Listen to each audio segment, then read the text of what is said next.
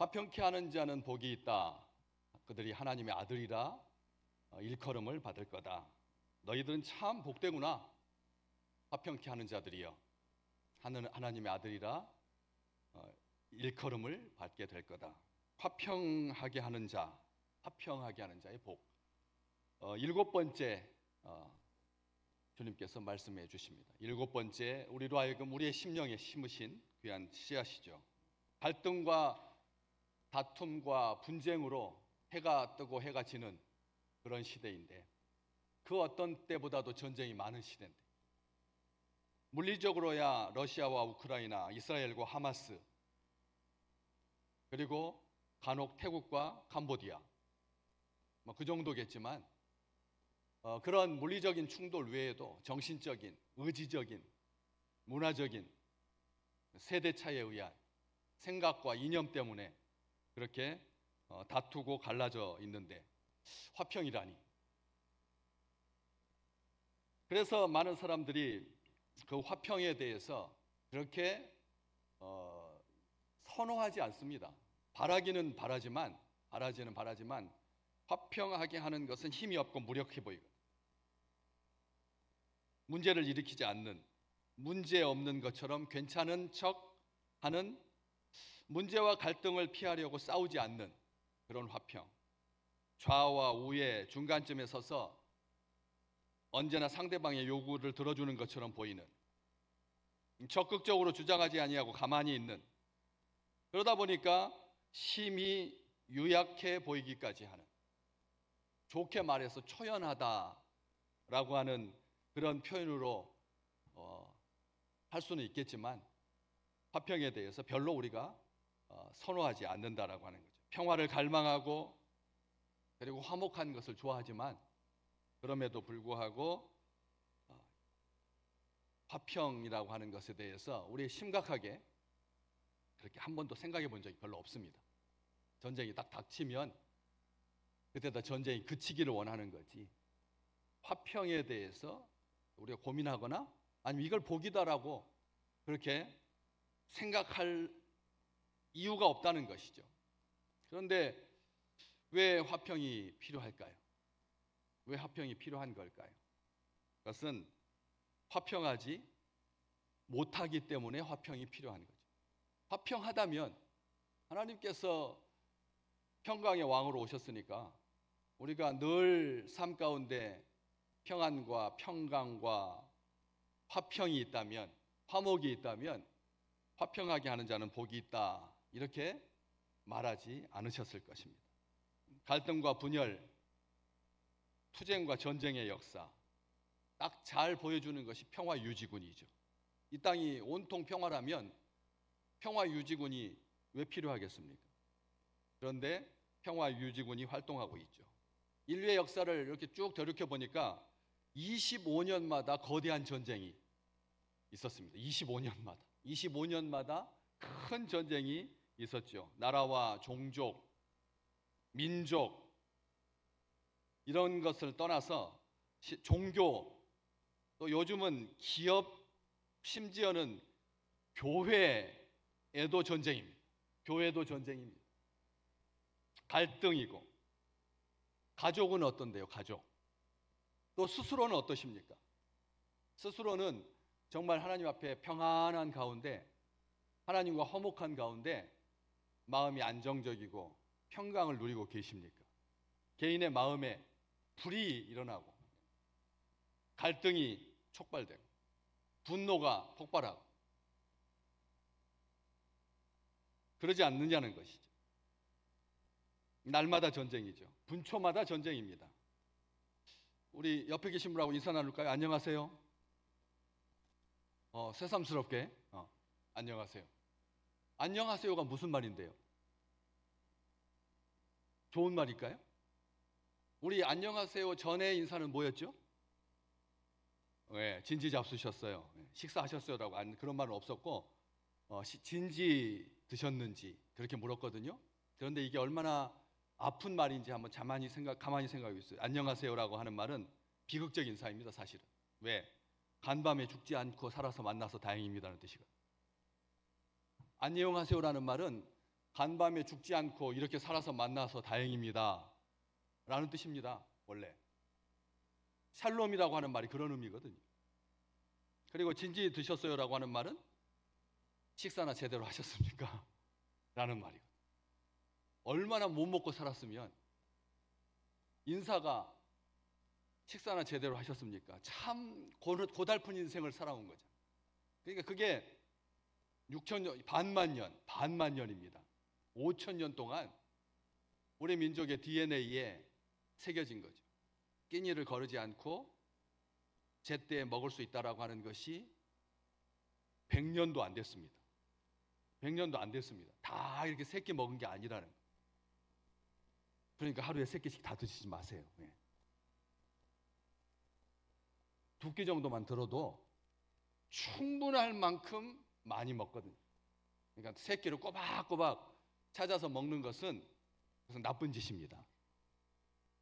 적당하게 드셔야 된다는 거예요. 제가 2끼 먹어서 말하는 게 아닙니다. 그래서 식사하셨어요?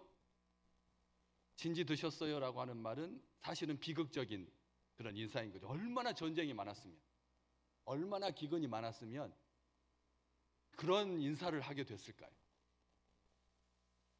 그런데 우리 여기서 잠깐 오늘 말씀을 가만히 보시면 주님께서 말씀하십니다. 화평한 자가 복이 있다고 하셨나요? 화평이 복이 있다고 하셨나요? 뭐가 복이 있다고 하셨죠? 화평하게 하는 자가 복이 있다고 하셨습니다. 자, 여기서 착각하기 쉬워요. 우리는 화평이 마치 평화가 이게 하나님의 뜻인 양, 하나님의 의지인 양, 이게 목적이 되면 그때부터는 우리는 비참해집니다. 화평이 목적이 아니라는 거예요. 평화가 목적이 아니라는 거죠. 왜? 악과는 싸워야 되거든. 그렇잖아요. 악과 싸워야죠. 싸워야죠. 죄와 싸워야죠. 불의와 싸워야죠. 평화가 우리 주님께서 하신 말씀이 아닙니다. 뭐 하는 자가 복이 있다고요? 화평하게 하는 자가 복이 있다라고 했습니다. 화평하게 하는 자. 그렇다면 우리에게 화평하게 할 능력이 있습니까? 화평하게 하는 자가 복이 있다고 하셨는데 화평이 아니라 평화가 아니라 화평하게 하는 자가 복이 있다고 하는데 화평하게 할 능력이 있다는 거죠. 없다는 것을 이 단어 속에서 금방 확인할 수 있습니다. 화평하게 하는 자가 화평하게 하는 사람, 명사를 화평하게라고 하는 단어가 수식하는 구조죠. 그렇죠? 서술문이 아니라 화평하게 하는 자라고 하는 이 문장 구조가 있습니다. 그런데 이게 헬라어에 보면 한 단어입니다. 한 단어. 화평하게 하는 자니까 두 단어여야 되잖아요. 화평하게 하는 자. 아니 화평하게 하는 자. 두 단어여야 되는데 헬라어에서는 한 단어라니까요. 화평하게 하는 자. 한 단어인데 우리 한국말에도 화평하게 하는 자는 단수잖아요. 화평하게 하는 자니까 단수잖아요. 한 명. 그런데 헬라어에는 복수 형태로 되어 있습니다. 화평하게 하는 자가 뭐라고요? 무슨 수라고요? 복수라. 이 말씀 무슨 뜻이냐면 혼자서는 어렵기 때문에, 혼자서는 못하기 때문에. 화평하게 하는 것은 혼자서는 못하니까 복수 형태로 되어 있다는 거예요. 화평하게 하는 자, 이 한 단어라고 말씀드렸습니다. 성경에서 유일하게 여기만 있습니다. 성경 전체에서 이렇게 한 문장인데, 그렇잖아요. 문장인데 단어로 쓰여 있는 곳은 전체 성경에서 이 단어가 유일하다는 거죠. 아무리 화평을 선언하고 외치고 간절히 원할지라도 화평하게 하는 것은 불가능합니다. 화평하게 하기는커녕 오히려 날마다 전쟁인데 누군가의 말 한마디 때문에, 표정 하나 때문에, 한마디 속삭임만으로도 화평은 순식간에 사라지고 서운함은 갈등과 분노로 이어지고 결국 분열과 전쟁인데 얼마나 쉬운지 모릅니다. 이간질하는 것으로 부부도 갈라지고 형제도 갈라지고 교회도 갈라지고, 이간질로 악한 거짓의 아비가 온 세상 사람들의 귀에다가 대고 뜨거운 입기운을 불어넣으면서 이간질. 순식간의 전쟁입니다. 요한계시록 6장에 보면 둘째 인을 때, 인나대, 인 떼고 나팔 불고 대접, 이게 세 가지 재앙이거든요. 이 마지막 때 재앙을 잘 보여주는 그 둘째 인을 떼면 붉은 말을 탄 자가 허락을 받아서 땅에서 화평을 제하고 서로 죽이게 하는 전쟁을 일으킨다고 되어 있습니다. 둘째 인을 뗄 때 붉은 말 탄 자가 허락을 받아서 땅에서 뭘 제한다고요? 화평을 제한다. 화평을 제하고 전쟁을 일으킨다. 인류는 가인과 아벨의 싸움을 시작해서 지금까지 내내 싸웠습니다. 한순간도 평화의 시간이 없었다는 거예요. 오죽했으면 인류의 역사를 전쟁의 역사라고까지 말할까요? 우리는 매일 전쟁 속에서 살고 있습니다. 그렇기 때문에 우리가 의지를 가지고 우리의 노력으로 화평하게 할 수는 없습니다. 하나님께서 우리에게 화평하게 할 힘을 주셔야지만 가능한 거죠. 화평하게 하는 힘을 하나님께서 주셔야지만. 누가복음 2장에 보면 예수님께서 이 땅에 나셨을 때 하늘에는 영광이고 땅에는 하나님께서 기뻐하신 사람들 중에 평화로다. 아멘.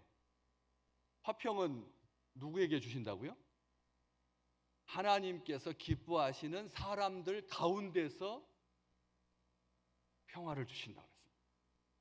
그 평화, 그 화평이 하나님께서 우리에게 주신다라고 성경은 기록하고 있죠. 이 화평하게 한다라고 하는 이 말에 화평이라고 하는 말, 헬라어로는 에이레네인데 우리 티셔츠에다도 에이레네 이렇게 써가지고 수련회 때마다 입고 다녔던 기억이 납니다. 에이레네라고 하는 말로 그냥 앞에다가 화평이라고 하는 말을 빼고 그냥 에이레네라고 하는 그 말을 써서 구약 성경에 샬롬이라고 하는 단어를 번역한 건데 마음을 괴롭게 하는 어떤 장애물이 제거된 상태. 어떠십니까? 마음을 괴롭게 하는 어떤 장애물이 제거된 상태가 에이레네인데 마음을 괴롭게 하는 장애물이 무엇입니까? 지금 현재 마음을 괴롭게 하는 그리고 그 에이레네는 혼자서 쓰이는 경우가 없습니다. 화평이라고 하는 이 단어는 성경에는 같이 짝을 이루는 단어들이 제법 많이 나오거든요. 짝을 이루는 단어, 기도와 말씀. 우리가 짝을 이루서 기도 따로 말씀 따로 있을 수 없습니다. 기도와 말씀이 짝을 이루듯이 짝을 이루는 단어 몇 개 중에 이 화평이라고 하는 단어와 짝을 이루는 게 뭘까요? 한번 퀴즈. 화평과 짝을 이루는 단어가 여러분이 생각할 때 평. 갑자기 생각하라고 하니까 기억이 안 나오죠? 뭐하고 짝을 이루냐면 형통이라고 하는 단어와 짝을 이루는. 한번 같이 따라 볼까요? 형통. 화평과 형통이라고 하는 단어가 짝을 이룹니다. 무슨 뜻이냐면 화평이라고 하는 말은 형통의 상태까지 나아가는 굉장히 적극적이고 큰 표현이라는 거죠. 화평이라고 하는 말이 어느 상태까지 나간다고요? 형통한 상태. 만사형통이라고 하는 말 우리가 하잖아요. 모든 것이 좋게 되는 그 형통이라고 하는 단어와 짝을 이루는데 단지 갈등을 풀어주는 말이 아니라는 거죠. 화평은 상대방을 형통하게 한다라고 하는 뜻을 내포하고 있으니까. 그래서 이 화평과 형통은 짝을 이루면서 굉장히 적극적인 말인데 화평하게 하는 힘을 주시는 분은 하나님이시다. 고린도전서 14장 33절에 정확하게 기록되어 있습니다. 우리 하나님은 어떤 하나님이시라고요? 어떻게 하는 하나님이시라고요? 화평의 하나님이시다. 화평의 하나님이시다. 성경에 그렇게 기록되어 있습니다. 하나님은 화평의 하나님이십니다. 그래서 그 화평을 우리에게 주시는 하나님이라고 하는 거죠. 그런데 오늘 주님께서 말씀하시기를 그냥 화평이라고 하지 아니하고 어떤 사람이 복이 있다고요? 화평하게 하는 자가 복이 있다 그랬는데 이 화평하게 하는 자라고 하는 말에 뜻이 세 가지가 있습니다. 첫 번째는 뭐냐면 갈라진 틈을 보수한다는 뜻이 있습니다. 자, 잘 기억하셔야 됩니다. 화평하게 하는 자는 어떤 자라고요? 갈라진 틈을 보수한다라고 하는 거예요.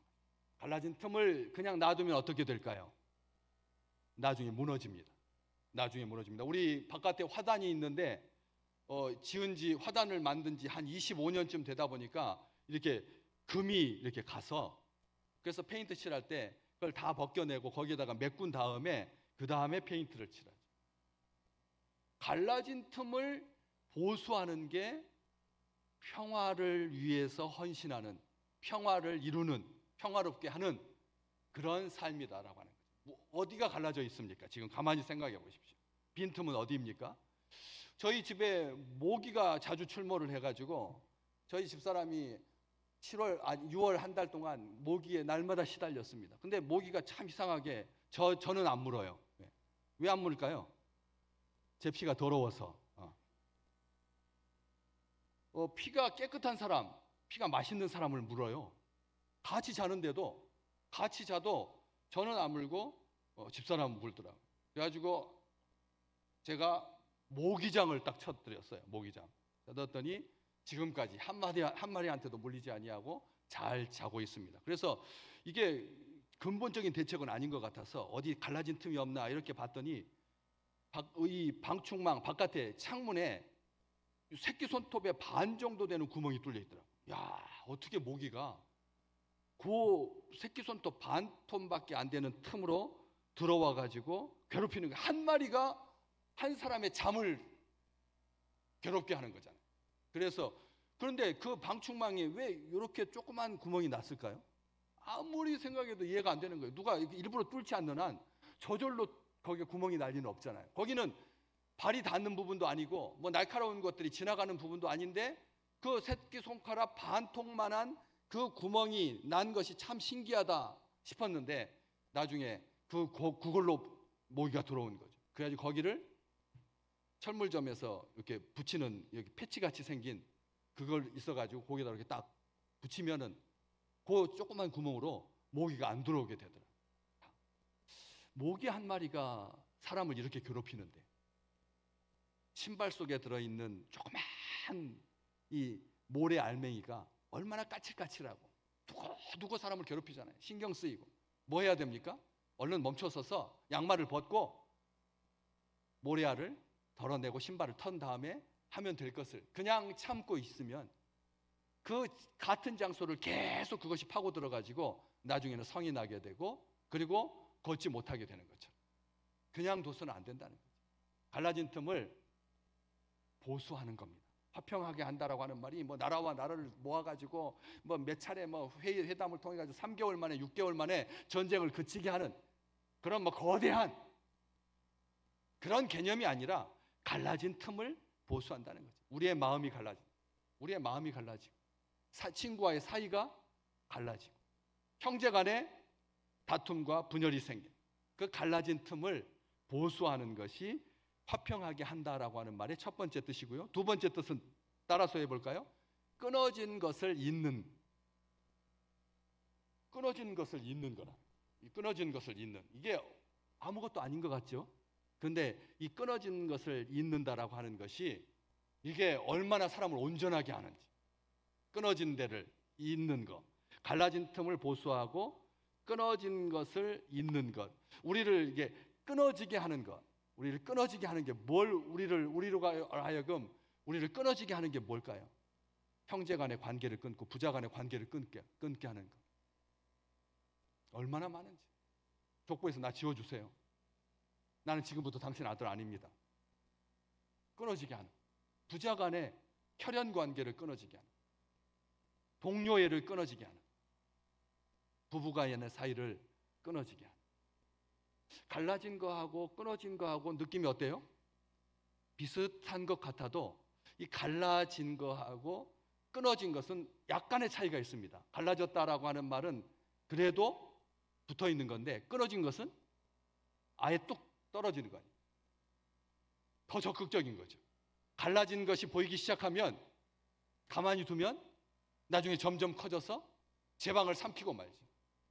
그렇기 때문에 그 위기의 순간을 미리 헤아려서 막으려고 하는, 보수하려고 하는 노력이 필요하고 끊어졌다면 이미 끊겼을 때는 어떻게 해야 된다고요? 이어주는, 오히려 이어져 있는데 그것을 끊으려고 해서는 안 된다. 제가 결혼 주례 때마다 항상 하는 말, 한마디라도 갈라서라고 말하지 마라. 그런 뉘앙스도 주어서는 안 된다. 한 느낌, 뉘앙스, 느낌도 그런 느낌을 갖게 해서는 안 돼. 절대 그러지 마라고. 무슨 일만 있으면 뭐 하려고 같이 사느냐고. 그런 말, 그건 나쁜 말이라고. 사탄이 제일 좋아하는 말이라고. 끊어지는 것 제일 좋아하는 것. 하나님과의 관계가 끊어지는 것. 죄 때문에 끊어지는 것. 죄 때문에 끊어지는 거죠. 하나님과의 관계가. 그런 것처럼 이 세상을 끊어내는 그런 악한 죄에 대해서 단호해야 된다는 겁니다. 그냥 놔두면 안 된다는 거예요. 말로라도 갈라서라든지 이런 말은 표현은 해서는 안 되는 거잖아요. 그런데 우리는 그냥 무의식 중에 그런 표현을 할 때가 있기 때문에, 그래서 끊어진 것을 잇는 것. 세 번째 의미가 우리하고는 조금 화평하게 하는다라고 하는 말의 뜻인데, 따라서 해볼까요? 분열된 것을 모으는 것. 분열된 것을 모은다라고 되어 있습니다. 이미 갈라져 가지고, 이미 끊어져 가지고 분열되어 있는데 그것을 어떻게 한다고요? 모은다. 앞에 끊어진 것을 잇는다라고 하는 표현은 우리가 그래도 이해가 가는데, 분열된 것을 모은다. 분열된 것을 뭐 하려고 모을까요? 분열된 것을 뭐 하려고 모을까요? 소외되고 상하고 그리고 기분 나쁘고 해가지고 알알이 흩어져 있는 이것들을 모아서 어떻게 하는 겁니까? 분열된 것을 모으면 어떤 효과가 있을까요? 정말 처진 사람들, 남겨진 사람들, 보잘것없는 사람들, 힘없는 사람들, 전혀 나에게 도움을 줄 가치를 갖지 못한 사람들, 어떤 사람들입니까? 그런 사람들 우리 주변에 얼마나 많습니까? 우리 스스로 한번 생각해 보십시오. 여러분들은 어떠십니까? 나는 온전한 자입니까? 죄에 대해서 한 번도 흘리지 아니하고 요동치지 아니하고 늘 기쁨 가운데 선한 행동을 하고 힘있게 의지를 가지고 열정 가운데 날마다 기쁘게 감사하면서 살아가고 계십니까? 우리는 사실 가만히 보면 굉장히 연약한 존재이고, 그리고 이렇게 내가 이런 일 때문에 넘어질 수가 있을까? 이런 일 때문에 내가 상처를 받는다니, 대범하지 못하게 하는 것들로 인해서 하루하루 참 곤혹스러운 그런 시간들, 그런 주간들, 그런 하루가, 그런 일들이, 그런 일정들이 한 사나흘이 있다라고 하는 것이죠. 그 분열된 것을 모은다라고 하는 것이 화평하게 한다라고 하는 뜻입니다. 어떻게 해요? 그런 사람들을 모으는 것. 우리 주님께서 오후 5시에까지 일이 없었던, 오후 5시까지 일이 없었던, 아침 9시부터 일했던 사람들은 그래도 일거리를 가지고 하루 종일 수고하고 일해서 자기 대가 한 달란트를 받을 수 있지만, 오후 5시까지 일이 없어가지고 빈둥거렸던 그런 사람들까지 주님께서 어떻게 했어요? 모으셨죠. 산 울타리 바깥에 큰 사거리에 가가지고 모든 사람들을 다 모아와라. 우리 주님께서 말씀해 주셨잖아요. 모으는 자가 화평하게 하는 자라는 것이죠. 그냥 두지 아니하고. 그렇잖아요. 신경 쓰지 않으면 안 보입니다. 안 그렇잖아요? 5시까지 일 없는 사람이 보일 리가 있겠습니까? 새벽 시장에, 인력 시장에 나가가지고 버스 트럭들 다 세워놓고 자기가 원하는 사람 딱딱딱딱 뽑아가고, 그때만 많은 사람들이 신경을 쓰지. 12시에 남아있는 사람, 오후 3시까지 남아있는 사람, 오후 5시까지 남아있는 사람들한테 우리가 신경 씁니까? 평화를 이루는 자는 어떤 자입니까? 그런 사람들을 모으는 자들, 그런 사람들을 부르는 자들이라는 거예요. 그런 사람들을 위로하는 사람들이라는 거예요. 그런 사람들을 격려하는 사람들이라는 거예요. 아직까지도 예수 안 믿는 사람이 있다니요? 진짜 있습니다. 아직까지도 예수를 안 믿는 사람이 있습니다. 그리고 결국 그렇게 살다가 죽을 겁니다. 멸망할 겁니다. 그런 사람들을 모으는 자가 뭐 하는 사람이라고요? 평화를 이루는 자들이다. 마지막 4번째, 따라서 해볼까요? 쓴맛을 달게 하는 자. 지난주에 우리 마음이 청결하다라고 하는 것의 3번째 뜻이 뭐였죠? 물 타지 않은 우유와 포도주. 참 여러분 설교 잘 들으셨네. 예. 오늘 화평하게 하는 자의 4번째 뜻이 뭐라고요? 쓴맛을 달게 하는 자. 아멘. 아멘. 쓴맛을 달게 하는 자. 어때요? 쓴맛인데 그것을 달게 할 수 있는 방법이 뭘까요? 한번 가만히 생각해 보십시오. 쓴맛이 달게 되는 방법. 어떻게 하면 쓴맛을 단맛으로 할 수 있죠? 제일 많이 쓰는 방법이 어때요? 쓴 음식을 달게 하려면 어떤 조치를 취해야죠? 더 삶아야 되나요? 다 요리 잘하시니까 한번 말해보세요. 그러면 뭐우 때 설탕을 넣는다. 설탕을 넣는 게 제일 쉬운 방법이죠. 설탕을 넣는 방법인데 쓴맛이 나는 것을 어떻게 물에다가 이틀 동안 불 켜가지고 우려서 쓴맛을 좀 빼고 그 다음에 하는 말 어떻게 하죠? 그 다음에 적절한 양념을 가해서 그래서 먹게 되면 어떻게 처음에는 약간 쓴맛이 나지만 계속 씹으면서 단맛이 되거든요. 쓴맛 얼른 뱉게 되거든요. 쓴 것은 돼서 뱉게 되거든요. 진리는 쓰거든요. 아멘. 진리는 씁니다. 양약은 쓴 법입니다. 그렇지만 삼키면 어떻게 되죠? 양약이 되고 그리고 단 것이 되죠. 성경은 그렇게 기록하고 있습니다. 처음에 먹을 때는 입에서 쓰지만 삼키고 나면은 달게 되는 것처럼 진리의 말씀이 복음이 예수 그리스도가 사람들에게는 씁니다. 고통스럽습니다. 원하지 않는 맛입니다. 그렇기 때문에 뱉게 되지만 진리를 우리 것으로 소화하면 그것은 양약이 되어서 우리를 고치고 민족을 고치고 나라를 고치는 것처럼 화평하게 한다라고 하는 말은 복음의 말씀을 전달해 주어서 그들로 하여금 구원에 이룰 수 있도록 도움을 주는 참 귀한 말씀이죠. 우리는 여기서 기억해야 됩니다. 우리가 화평하게 한다라고 하는 말이 우리의 삶의 그냥 기본적인 요소이지 이게 뭐 어떤 특별한 상황을 말하는 게 아니라는 거예요. 우리는 닥칠 때만 우리 가족에게 지금 뭐 어수선해가지고 가족끼리 막 모일 때마다 막 다투고 이래서는 안 되겠다 싶어가지고 긴장하게 되고 할 때만 화평하게 하는 그런 노력들, 생각들을 하는 경우가 있는데 오늘 이 화평하게 평화와 화목을 구축하는 화평하게 하는 자의 뜻이 갈라진 틈을 보수하는 것, 끊어진 것을 잇는 것, 분열된 것을 모으는 것, 쓴맛을 달게 하는 것, 우리 일상적인 삶입니다. 우리 일상적인 삶이지 어떤 특별하게 똑 떨어진 어떤 다른 사람들에게만 그런 있는 개념이 아니다라고 하는 것이죠. 화평하게 하는 자, 딱 기억나시는 분이 있습니다. 누구입니까? 우리 주님이시거든요.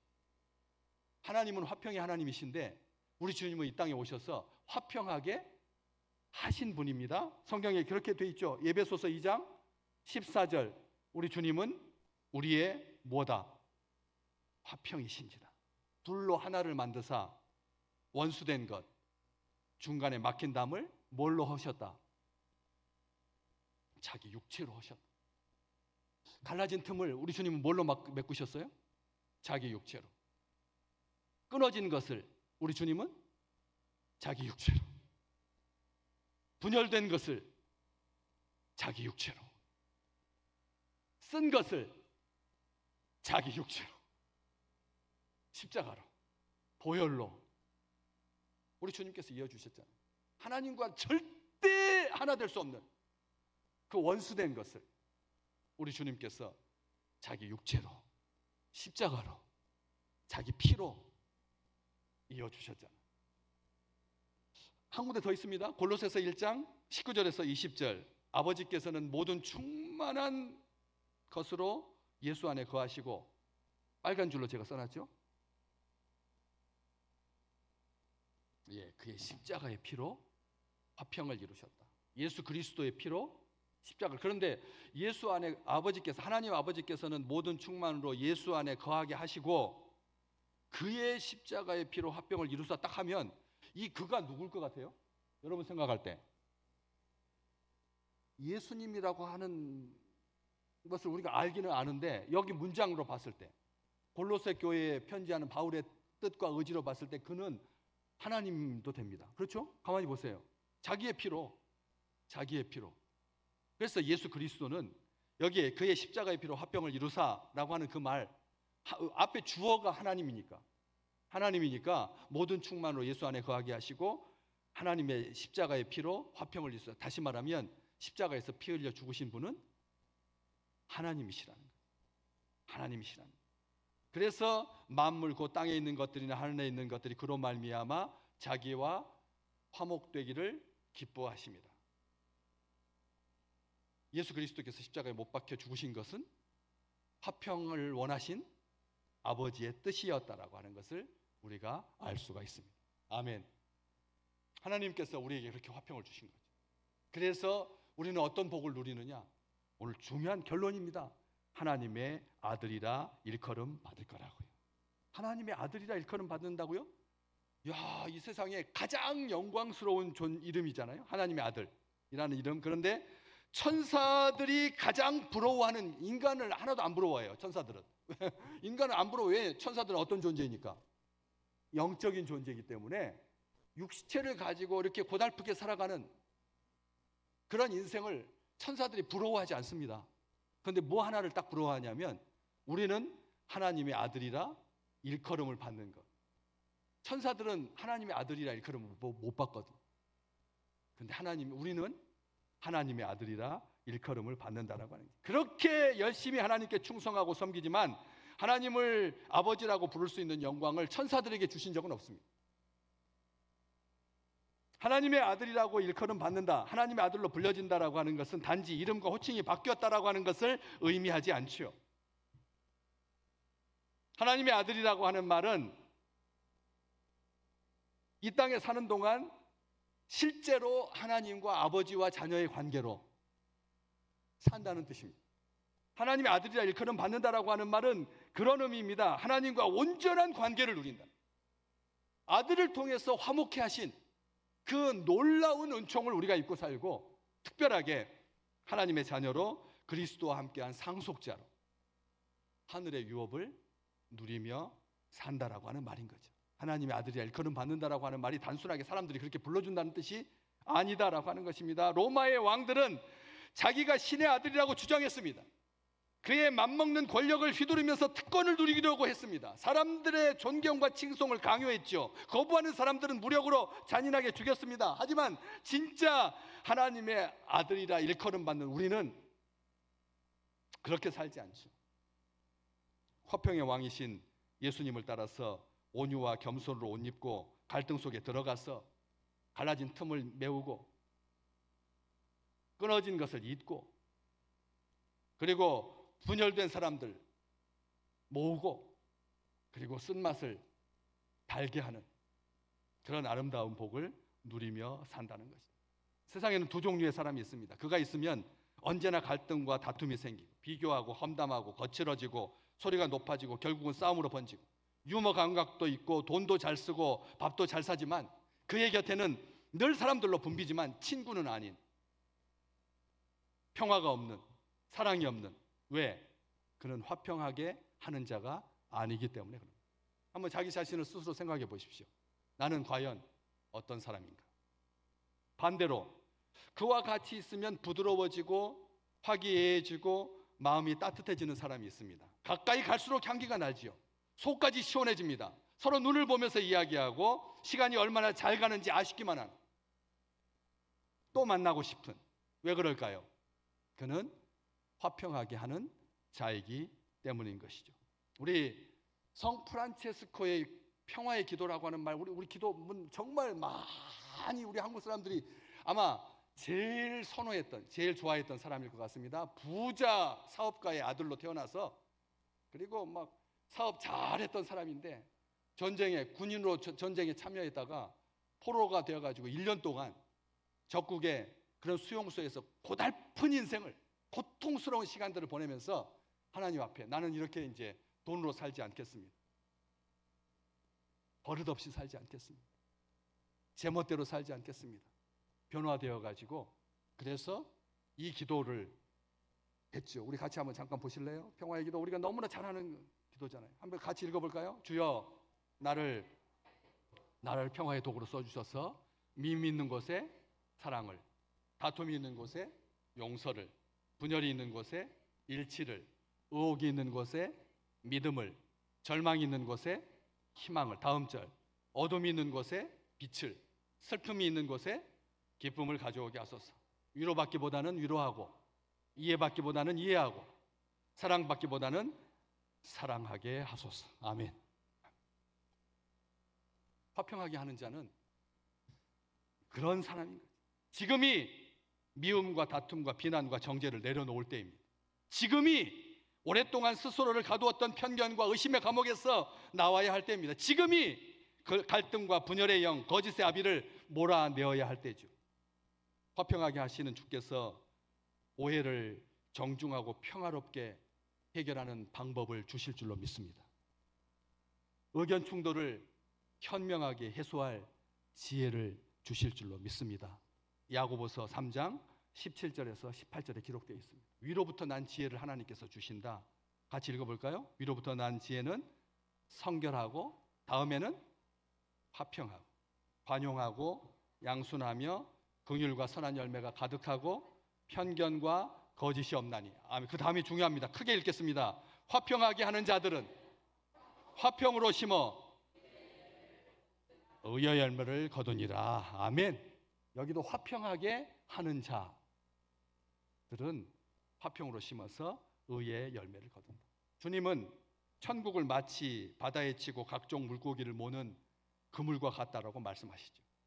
복음은 세상에서 가장 큰 그물입니다. 그러나 하나만 모으지 않습니다. 거짓과 편견, 비난과 다툼, 그곳에는 아무리 큰 그물이어도 우리 주님께서 거두어 드리지 않으신다. 주께서 우리에게 화평을 주실 줄로 믿습니다. 부활하신 다음에 제자들에게 평안을 너희에게 끼치노니 곧 나의 평안을 너희에게 주노라 말씀하셨던 그 주님, 너희에게 평강이 있을지어다. 주님께서 복 주신 아름다운 우리 식구들, 화평하게 하는 자의 복, 하나님의 아들이라 일컬음을 받는 복, 날마다 누리는 귀한 식구들 되시기를 주의 이름으로 축복합니다.